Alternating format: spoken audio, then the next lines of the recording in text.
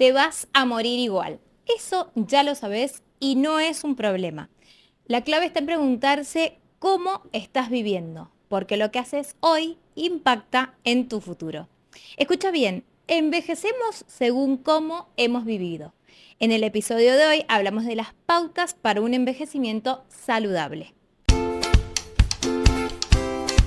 Si te encanta adquirir herramientas prácticas y concretas para potenciar tu salud mental y convertirte en protagonista de tu vida, llegaste al lugar indicado. Soy Jessica Estalella, psicóloga, una psicóloga potenciadora con formación en terapia cognitivo-conductual y en psiconeuroinmunoendocrinología. Mucho título y palabras complicadas para decirte que, afortunadamente, la ciencia nos aporta mucha información para bien vivir. Con una mirada ñoña pero sencilla, vamos a optimizar el estrés, porque el estrés no es el enemigo, cambiando nuestros hábitos y poniendo el bienestar al servicio de la productividad. Ahora sí, te doy la bienvenida a bordo.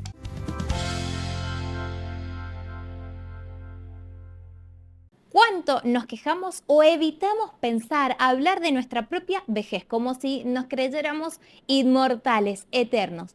Pero no, lamento decirte que te vas a morir, va a llegar el momento. Por eso, en el episodio de hoy vamos a hablar de cómo queremos llegar a ese momento de la vejez del cual no hay escapatoria. Arrancamos con la M del MAP, el modo ñoña activado.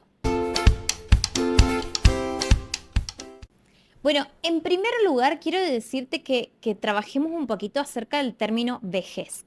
¿Qué es la vejez? La vejez es una etapa de la vida que comienza según la ONU, según la Organización Nacional de las Naciones Unidas, a los 60 años. En algunos países está estipulado un poquito más, a los 65 y demás, pero es como considerada la última etapa, la última parte de la vida y forma parte del envejecimiento del que tanto se habla.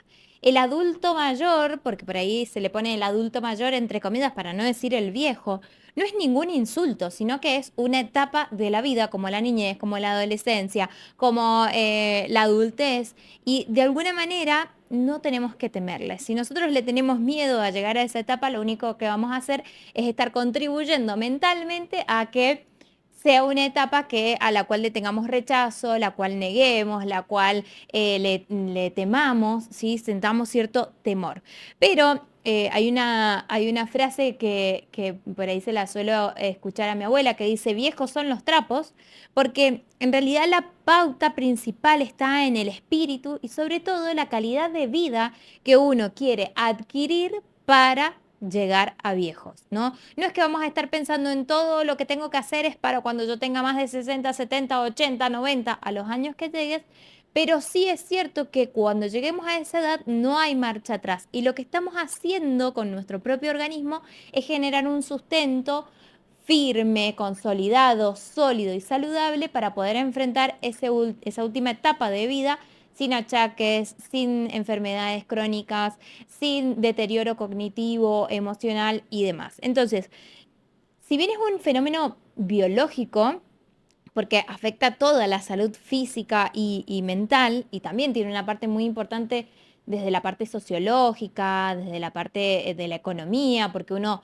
ya cuando es grande se jubila, no sé cómo será en otros países, pero aquí en Argentina está estipulado entre los 60 y 65, algunas profesiones un poco antes por su actividad y su carga laboral, pero de alguna manera cada vez se está alargando más la esperanza de vida, o sea, vivimos más años, pero no es que los vivimos de la mejor manera, ¿sí? Los vivimos a más años porque hay más avances de la ciencia, mayores tratamientos para distintas enfermedades y demás, pero ¿cómo llegamos? Y en esto de que tiene un impacto sociológico, es muy, muy importante porque dejamos de trabajar y en algún punto dejamos de pertenecer a. Entonces, ¿cómo se reactiva esa parte del envejecimiento? Pero bueno, no sé cómo será en tu país, que muchas veces acá el jubilado, al que se jubila, al que deja de trabajar, se lo considera muchas veces como una carga, o el viejo es la carga, ¿no? Uy, que hay que comprarle los remedios, uy, que hay que llevarlo para tal lado, uy, que si tiene algún deterioro físico o mental, institucionalizarlo y demás. Pero ahí es a donde vamos a apuntar. ¿Cómo querés llegar vos de viejo? Tenemos puesta la imagen como que el viejo es el que no sirve, el que tiene demencia, el que no se vale por sí mismo, y en realidad todo eso podemos revertirlo. Hay un concepto muy bonito que quiero traer en este episodio, que es el de las zonas azules. Quizás los has escuchado o no, pero te voy a contar un poquito de dónde parte y qué es.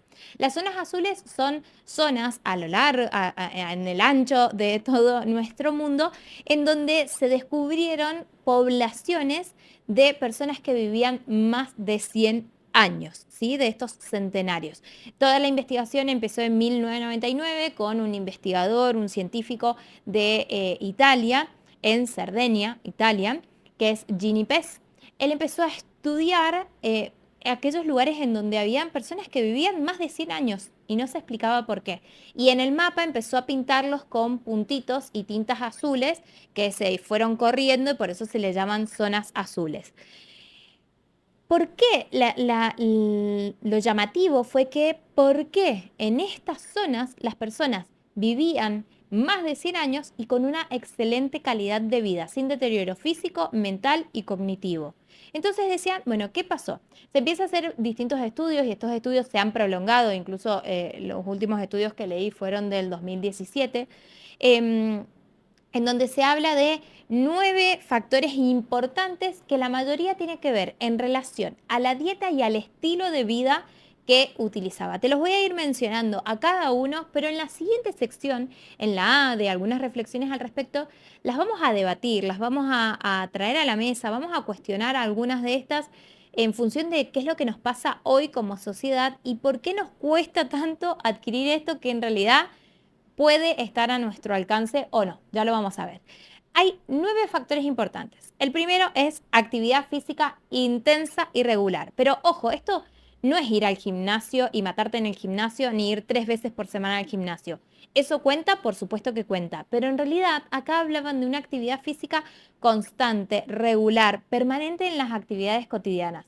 Las personas de estas zonas no trabajan, no hacen actividad física una hora de continuo, sino que están permanentemente en movimiento, ¿sí? Esto es con actividades en la casa, con caminatas hasta el mercado, hasta sus quehaceres, con labores en el hogar, con subir y bajar escaleras, con tomar caminos empinados en distintas colinas según el lugar donde vivían, con actividades de esparcimiento o el trabajo en su huerta que los mantenía, los hacía mantener y estar permanentemente en actividad. En uno de los lugares que es Okinawa, en Japón, las personas se sentaban en el piso con las piernas cruzadas, entonces esa actividad de subirse y bajarse permanentemente sin utilizar una silla hacía que desarrollen mucho cuádriceps, piernas, bueno, y toda la fuerza abdominal. Entonces, no es actividad física como está indicada y que es súper favorable, sino que estamos hablando de una actividad constante, regular, permanente, movete, movete, movete, ¿sí? Como dice la canción, movete, chiquita, movete. Bueno, el segundo es tener un ikigai, que para el mundo oriental, el ikigai, perdón, sería tener un propósito, ¿sí? Esa situación, ese deseo, eso que te moviliza a levantarte de la cama cada día, esa razón para vivir, ¿sí? Ese ikigai, que ellos le llaman como este propósito de vida, en Okinawa le decían, es una vida que valga la pena vivir. Y se compone, después si querés buscarlo, es una herramienta muy bonita para trabajar y para pensar, pero es la suma de mi profesión, mi vocación, mi pasión y mi misión de vida. Cuando uno logra tener un propósito que unifique estos 4 pilares de lo que nos motiva y nos impulsa a levantarnos de la cama cada día, estamos trabajando en cómo fortalecer y cómo sobre todas las cosas impactar emocionalmente en que la vida tenga un sentido cada día. Tercer punto, alimentación estilo mediterránea. ¿Qué es una alimentación estilo mediterránea? Una alimentación en donde predominan legumbres, vegetales, frutas, alimentos integrales, todo de base natural. nada de ultraprocesados, nada de azúcares agregados. Muchos trabajan en función de la cosecha de sus propios alimentos, de su huerta. em, y mucho o consumo sobre todo de lo que son pescados, carnes rojas también en algunos, pero en mínima cantidad. No es lo que predomina, sino que lo que predomina es mucho color, mucha variedad y mucha naturaleza. Hace un año más o menos, Martín, mi marido, empezó a hacer su propia huerta por una cuestión terapéutica. Y, y la lechuga mantecosa que yo he comido de la huerta de mi marido, no la he comido de ningún lado. La lechuga, la selga, el sabor realmente es mantecosa. Les juro que nunca en la vida he comprado una lechuga en la verdulería que tenga ese sabor bien mantecoso. Es la parte orgánica, se deshace en la boca. Entonces, fíjense qué importante es esto de consumir alimentos de base natural plena. La cuarta, que también tiene que ver con la alimentación, sobre todo lo utilizaban en Japón, en donde ellos decían, no comas, no comas hasta llenarte, no comas hasta el hartazgo, sino que cuando vos te sintás en un 80%, ahí tenés que frenar, ¿sí? Y decían esto de la importancia de cómo nos estamos nutriendo. No es lo mismo de qué nos estamos alimentando, sino qué estamos haciendo en ese momento cuando nos sentamos a la mesa, que tendría que ver con el conversar con las personas que están a nuestro alrededor, el masticar y saborear conscientemente los alimentos, el no tener ningún tipo de distracción. En nuestro mundo serían los celulares, las pantallas, el televisor, sino que realmente poder estar presentes en ese momento. Y en esto de no comer hasta el hartazgo, sino llenarte al 80%, de ellos daban mucha fuerza y mucho hincapié a alimentarse con la mayor cantidad de proteínas, de nutrientes y de grasas saludables en el desayuno y el almuerzo.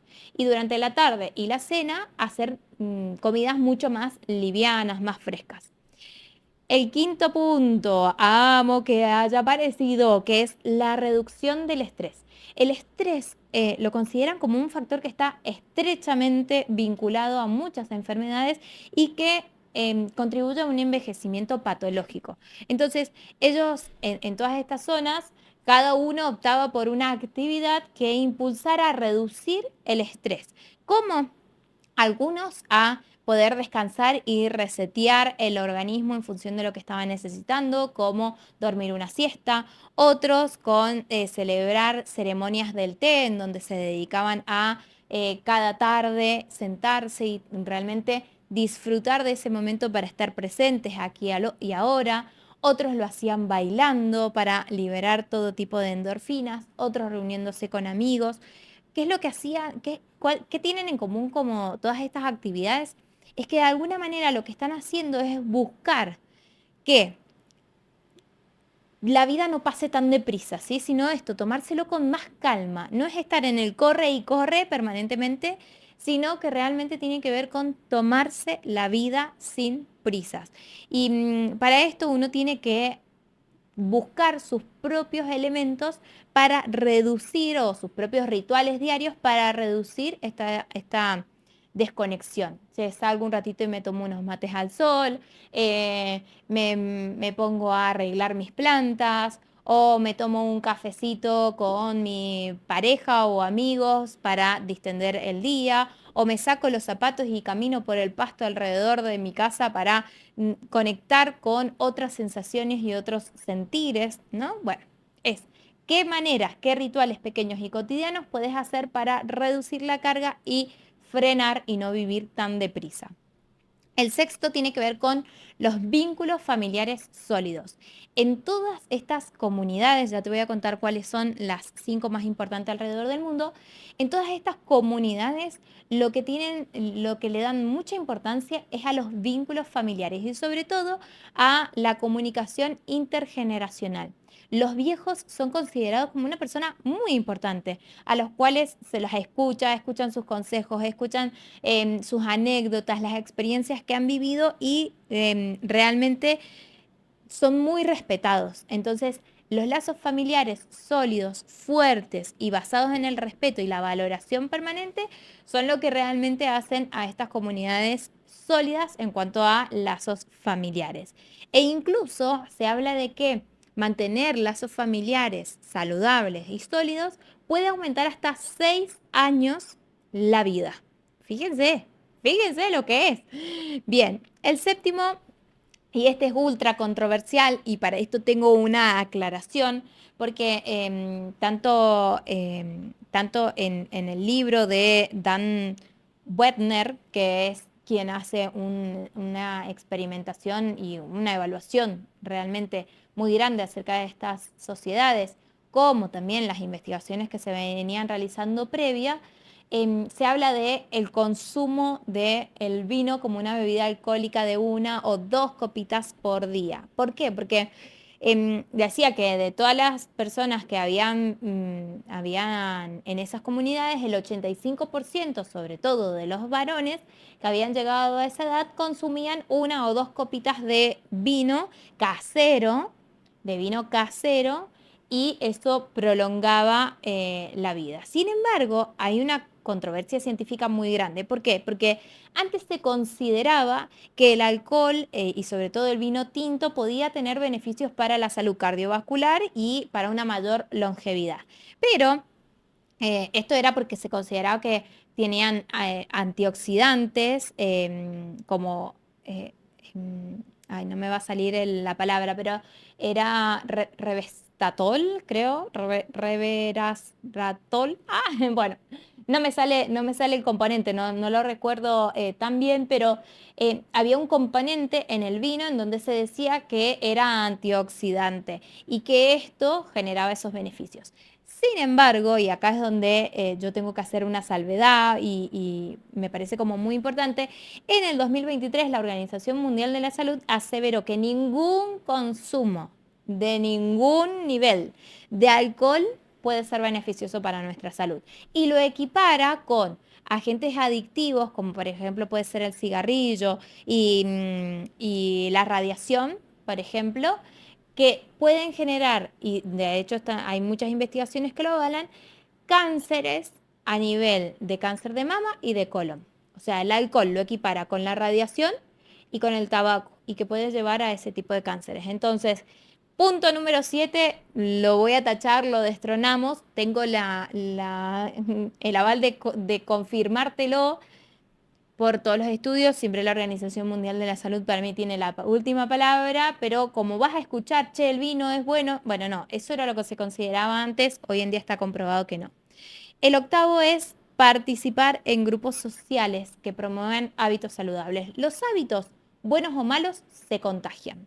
Se contagian. Vos si estás con un grupo en el que no le da pelota a la actividad física, cree que es un plomo salir a pasear y mantenerse activo, fuman todo el día y no respetan si la otra persona está fumando, y la verdad es que muy para adelante no te va a llevar ese grupo, ¿sí? Entonces hay que tratar de rodearnos de personas que realmente aporten a nuestra vida en todos nuestros aspectos, físicos, emocionales, espirituales, mentales, y que de alguna manera compartan los valores en función de los hábitos que nosotros estamos queriendo desarrollar ante nuestra vida. Y la última son las prácticas espirituales o el participar en eventos sociales, espirituales, de voluntariado, que mucho de esto se estudió en una de las regiones en California, en Loma India, en donde ellos eran una comunidad adventista, eh, y decían el participar en la iglesia, el tener una fe que los moviera y que de esa manera pudieran participar en algo que fuese más allá de lo propio, los mantenía también en este nivel de actividad. Y en todos los otros lugares pasaba lo mismo, que no necesariamente tiene que ver con una religión, sino que también puede ver con aspectos o actividades que uno haga en función de voluntariados, o en donde uno practique la solidaridad, y de esa manera también puede extender, según los estudios, entre 4 a 14 años la esperanza de vida. Un montón, ¿sí? Y yo voy a agregar 3 más que cuando iba leyendo esto, iba viendo documentales, iba viendo distintas entrevistas que se le hacían a las personas longevas, yo anoté 3 más. Una es divertirse. Toman la diversión, toman la risa y la sonrisa como base de todo, para mirar al otro, para dirigirse, pueden jugar, pueden salirse del rol de, che, soy un viejo y realmente ponerse en movimiento para pasarla bien. La segunda que agrego es no enojarse. La mayoría decía que enojarse era una pérdida de tiempo, que lo único que hacía era envenenarse. Si hay algo que no salía bien, bueno, no salió bien, paso la página y veo cómo puedo solucionarlo, mejorarlo o olvidarlo si ya no puedo hacer nada con respecto a eso. Y la tercera, que para mí es fundamental, es una de las actividades más buenas, bonitas y baratas que existen, es practicar la gratitud. Incluso hasta en lugares en donde habían pasado situaciones catastróficas, ambientales, políticas, ellos sacaban como la fortaleza de eso. Siempre miraban el lado de la vida en la que podían agradecer. Estas 5 zonas del mundo, hay un documental en Netflix, es como el último y el más actualizado de este autor, de este escritor y explorador que te cuento que es Dan. Él él habla de distintas zonas, van a haber distintas zonas, pero hay 5 zonas en el mundo que son las más conocidas y las más estudiadas. Una es Cerdeña, en Italia, que es donde empezó todo con este investigador em, eh, en el 99, como te dije. La otra es la isla Icaria, en Grecia. Yo te voy nombrando los lugares y me dan ganas de viajar y de ir allá a comprobar, ¿viste? Yo como soy una científica que a mí me gusta ver la cosa, me encantaría estar en esos lugares y comprobar, che, a ver, ahora me voy a Italia, ahora me voy a Grecia, tal como hizo este famoso Dan. La isla Okinawa en Japón, que te lo conté, Loma India en California, en donde se estudió esta comunidad adventista, y en la península de Nicoya en Costa Rica. Decime si no, cada uno de estos lugares son, no sé, maravillosos para poder ver. Pero para pasar a la siguiente sección, te tengo que decir algo. Escuchaste 9 factores, escuchaste en realidad 12 porque te agregué 3 más, que son desde mi observación. No sé si hay una investigación respecto a la longevidad y esto. Pero te voy a decir que ninguno de los factores se explican por sí mismo. No es que yo a partir de ahora voy a comer orgánico, solo ver, pero si no gestiono el estrés, no pasa nada. Ah, no, voy a gestionar el estrés, pero voy a seguir sedentaria y voy a comer como la mona y no sé, no voy a pertenecer a ningún grupo, voy a estar aislada en mi casa. Ninguno de los factores se explican por sí mismos. Y acá vamos a pasar a la segunda sección de este podcast, que es la A del MAP, algunas reflexiones al respecto. Ya los imagino a ustedes ahí atrás diciendo con todo lo que tenemos para pensar, vos me haces pensar en mi vejez. Sí, sí, te hago pensar en tu vejez porque es lo que nosotros estamos haciendo hoy, es lo que va a determinar cómo llegues de viejo. Y en este miedo a envejecer o en este creer que, bueno, eso todavía no me va a llegar, falta un montón, cuando querés acordar, ya veo qué es lo que pasa, es un error. No sé vos, pero yo quiero llegar a mis 80 años con la total capacidad y lucidez y fortaleza física para agarrar una maleta y subirme a un avión e irme de viaje para todos lados. Cosa que también quiero hacer ahora con mis 36, ¿no? Pero eh, lo que estamos haciendo ahora es construir nuestro futuro, aunque vos no lo creas. Y tuve una discusión con mi marido respecto a la serie, porque, bueno, yo le contaba, le digo, che, quiero hablar de las zonas azules, me han dicho que está este documental, lo veo como para ver todo lo que yo había estudiado antes. Entonces le empiezo a contar, no sabes lo que pasa y demás, y él me dice, ay, entonces él me dice, bueno, anda, que nosotros podamos hacer tal o cual cosa, y la verdad es que no hay una ilusión completa de que nosotros podamos hacer todo, pero yo me ponía a pensar en el qué sí podemos hacer, y acá voy al concepto del MAP. cuál es ese mínimo alcanzable posible que dentro de todas estas recomendaciones que nosotros tenemos podemos empezar a trabajar. Obviamente que está anudado a cómo trabajar nuestros hábitos, que es lo que te voy a contar y te voy a explicar en la sección del potenciador. Pero em, se me viene a la cabeza un recuerdo de una foto que voy a ver si la encuentro. Hace muchos años, cuando yo iba a la facultad, le saco una foto en el colectivo a dos viejitos.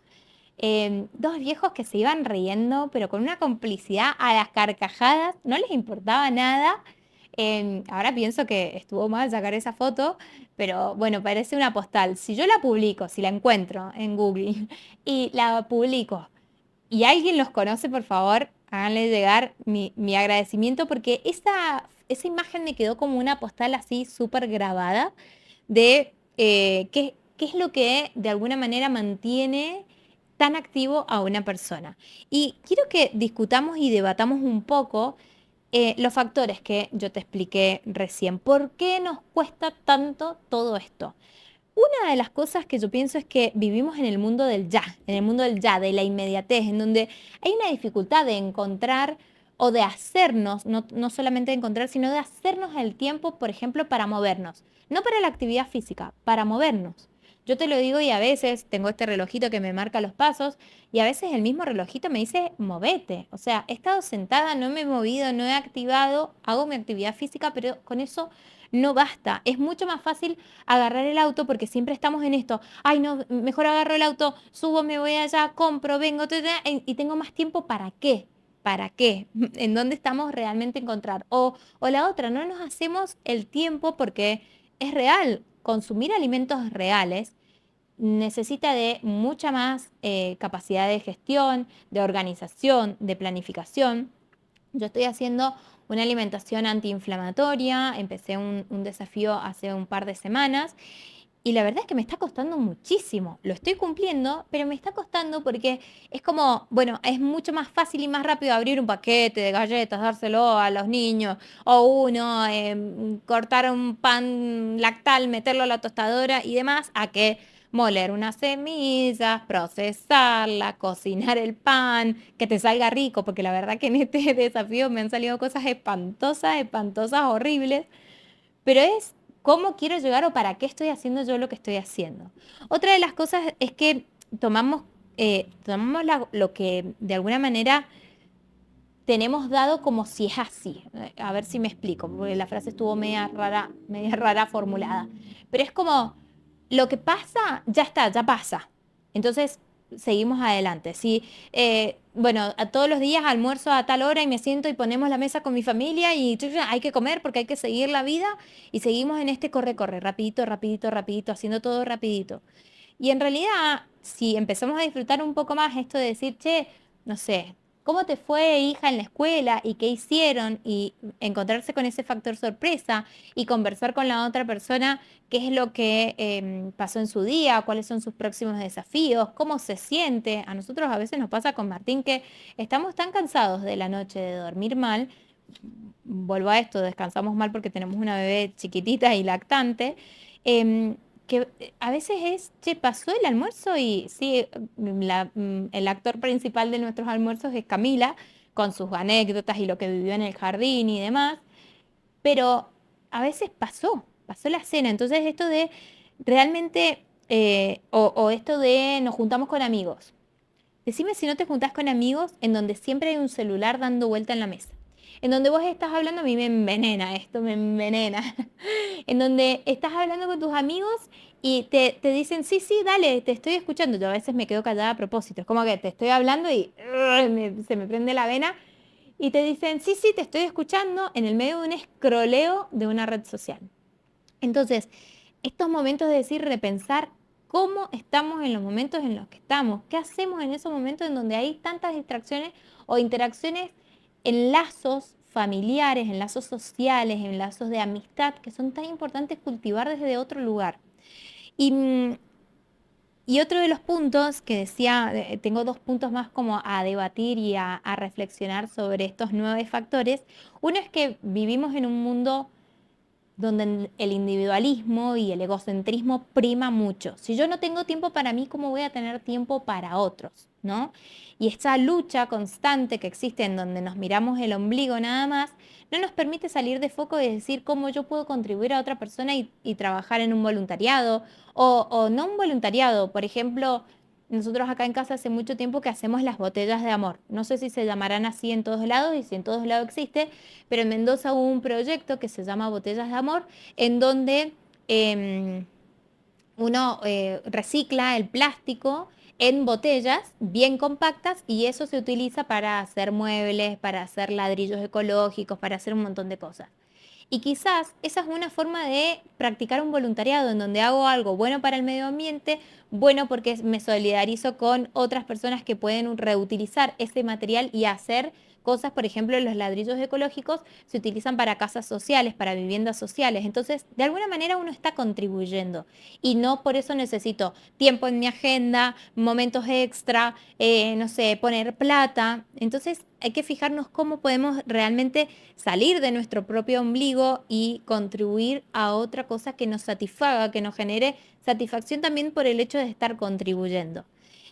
Y lo último es que vivimos en una cultura en donde nos incita a tener que, o al hacer constantemente, se le pone muchísimo, muchísimo valor y se ensalza a quien está en un momento o en un chip de hiperproductividad constante.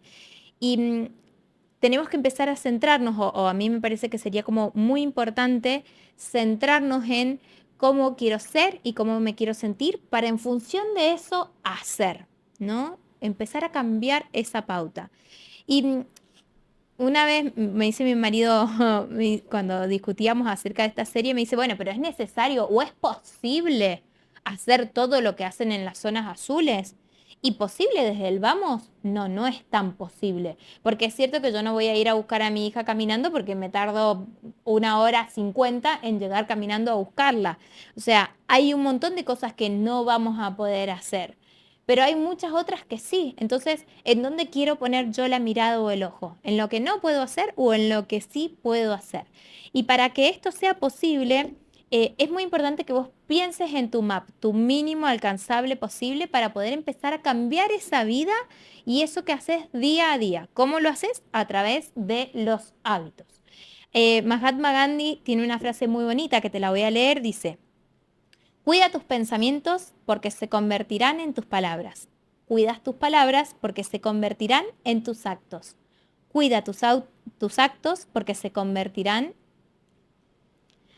Mahatma Gandhi tiene una frase muy bonita que te la voy a leer. Dice, cuida tus pensamientos porque se convertirán en tus palabras.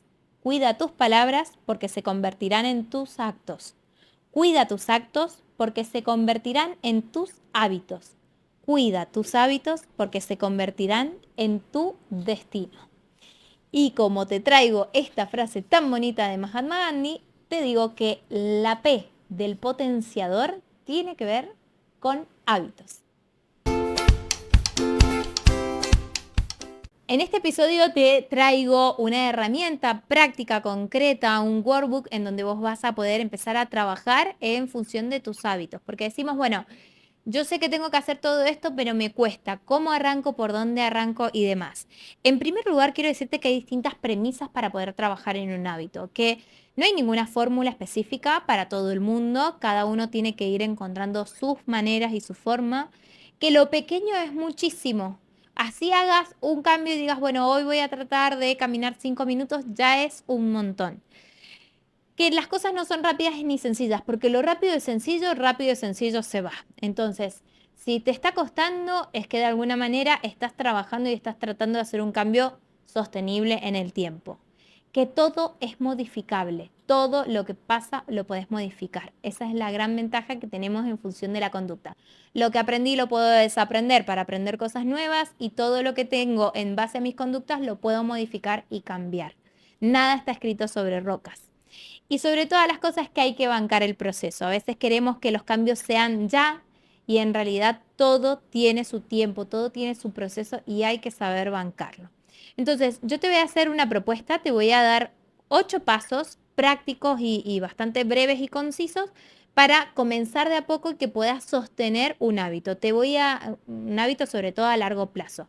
Te voy a proponer que pienses en un solo hábito, no lo quieras hacer con un montón. A veces sucede efecto dominó. Yo empiezo a hacer actividad física y de repente dije, uy, quiero incorporar más hidratación y de repente me estoy dando cuenta que necesito un poco más de fruta que hace mucho que no como. Entonces se va dando hábitos en cadena, pero no es la idea. La idea es que solamente pienses en una cosa, un hábito que quieras cambiar en función de eso trabajar. Esto que te voy a decir te lo voy a dejar en un workbook para que vos lo puedas descargar y completar y tener a mano y demás, que lo puedes acceder gratuito. En las notas del episodio te voy a dejar todo, así que presta atención, escúchalas y después andate a las notas del episodio, lo descargas y ya lo puedes tener en tu mano para replicar una y otra vez. La primera es que puedas definir ese hábito, ¿sí? Escribí en una frase breve y clara cuál va a ser el hábito en el que querés trabajar. Y acá es muy importante que pienses para qué querés ese hábito, cuál es esa motivación, qué es lo que te va a empujar y cuál es el cambio positivo que vos esperás con respecto a ese hábito. Definir el hábito. La segunda, establecer la razón, la motivación. Vas a escribir de cuál es la razón por la que ese hábito va a cambiar tu vida y va a mejorar tu vida. Ser lo más específico o específica que puedas. Y acá es como, bueno, qué situaciones agradables me va a producir, qué es lo que espero, cuáles son las emociones que me va a generar ese hábito para poder empezar a trabajar en la motivación. La tercera tiene que ver con mini hábitos, es como dar el primer pasito. Vos elegiste un hábito, ¿no? Bueno, ese hábito lo vas a dividir en pequeños pasos. Por ejemplo, tu hábito va a ser mantenerme más activo y moverme más. Entonces, tu mini hábito sería todos los días voy a salir a caminar 5 minutos. Mini hábito. Algo más chiquitito. ¿Cuál es ese primer paso que podés dar para acercarte más a eso que quieres lograr? El cuarto es, vas a diseñar el entorno. Tu entorno es muy importante para poder acompañar a la concreción real de ese hábito. Entonces, escribí cuál sería lo más favorable para que ese hábito sea más fácil. Por ejemplo, yo uno de los hábitos más difíciles que me costó incorporar fue el de incorporar hidratación, en el hidratarme bien. Entonces, yo preparo el entorno como, de alguna manera, dejo todas las noches preparadas 3 botellas de agua que cargo con mi jarrita, tengo una jarrita filtradora y preparo las 3 botellas de agua. Entonces yo ya sé que para el otro día no tengo excusa de que ay, tengo que bajar. No, me subo una botella y consumo mis botellitas de agua. La quinta es asociarla con otro hábito. Esto se le llama efecto cadena, ¿sí? Por ejemplo, otro de los hábitos que yo incorporé es, a mí me gusta maquillarme mucho y a veces me iba a acostar sin sacarme el maquillaje. Al otro día amanecía con los ojos pegados y demás. Me empezó a generar muchos problemas de conjuntivitis o arenilla en los ojos. Entonces, por un tema de salud, llegué a, che, te tenés que desmaquillar. Entonces, ¿cómo uno ese hábito es? Después de lavarme los dientes, un hábito que yo ya tengo incorporado, me voy a sacar el maquillaje. Entonces era un hábito impulsaba al otro. Y después, esto es como un extra que no está pautado acá, pero un extra es, después de sacarme el maquillaje, voy a perfumar mi habitación para irme a dormir con un perfume que me súper motiva. Entonces era como la recompensa, ¿sí? Cómo uno puede enlazar en cadena un hábito que ya tiene con otro que necesita. La sexta tiene que ver con planificar obstáculos. Van a pasar momentos en los que van a haber baches, ¿no? Y cuando hayan esos baches, ¿cuáles van a ser las posibles salidas? Ejemplo, uno de los baches, cuando me intento sacar el maquillaje, puede ser que mi hija, mi bebé, se largue a llorar o pida teta y demás. Entonces, ese obstáculo ya está vencido con, che, Martín, atendé a la gorda, porque así me termino de lavar los dientes y demás, porque si no me voy a acostar, doy la teta, me quedo dormida, me duermo sin lavarme los dientes, sin sacarme el maquillaje. Entonces, es un obstáculo que ya hemos vencido y que ahora prácticamente no pasa porque es, bueno, mientras Martín está con las nenas en la cena, yo voy, me lavo los dientes, hago todo, me pongo el pijama, entonces ya vencimos ese obstáculo. Pero puede pasar. Entonces, la prevención de eso es muy importante. El séptimo es rastrear tu hábito. Ponete una planilla. hacete un check por cada cosa que vos haces. Ese nivel de recompensa, ese nivel de dopamina que se genera cuando vos tachás, che, hoy hice esto, me lo propuse 3 veces a la semana y miro la semana y tengo pintada la agenda con los colores de que cumplí con ese hábito, la satisfacción es mejor, es mayor y sobre todas las cosas uno va viendo ese progreso y está buenísimo para generar ese alto impacto. Y la octava tiene que ver con la reflexión semanal, mensual, diaria, en función del hábito que te estás proponiendo. Yo trato de que siempre sea o a mediano o a largo plazo, dependiendo del hábito, porque si vos lo haces todos los días, reflexionar, sí, no sé, tomaste el agua, bueno, no, mira un poco en retrospectiva un cachitito más largo, por ejemplo, semanal. Eso te va a dar la pauta de, para la semana próxima, qué puedo mejorar, qué puedo cambiar, qué puedo ajustar, qué puedo potenciar de esto que tuve esta semana. Acordate que te dejo una planilla descargable con este ejercicio para que vos lo puedas tener, lo puedas completar y puedas empezar a trabajar en tus hábitos pensando en que lo que estás haciendo hoy te va a llevar a un lugar mucho mejor el día de mañana.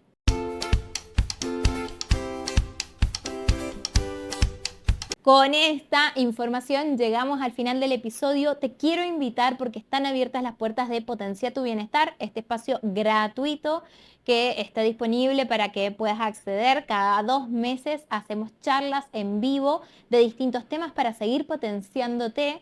Este mes, en noviembre, justo hay charla, es el 20 de noviembre y en el grupo que es exclusivo y cerrado de este espacio, se votó que este mes habláramos de cómo consolidar hábitos sólidos, sostenibles, así que estás más que invitado para seguir trabajando en este tema si te interesa. Por otra parte, quiero contarte que están abiertas las puertas para las sesiones Faro. Hay solo 3 cupos por mes.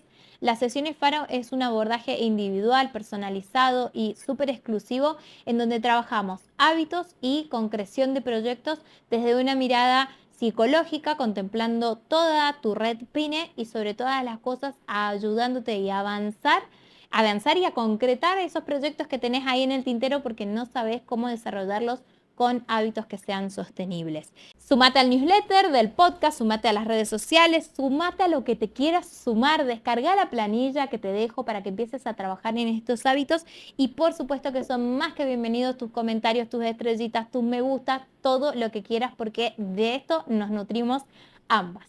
Nos vemos en el próximo episodio, nos escuchamos en el próximo episodio, que tengas un muy bonito día. Chao, chao. Gracias por estar del otro lado y por ser una de esas personas que quiere ser protagonista de su propia vida.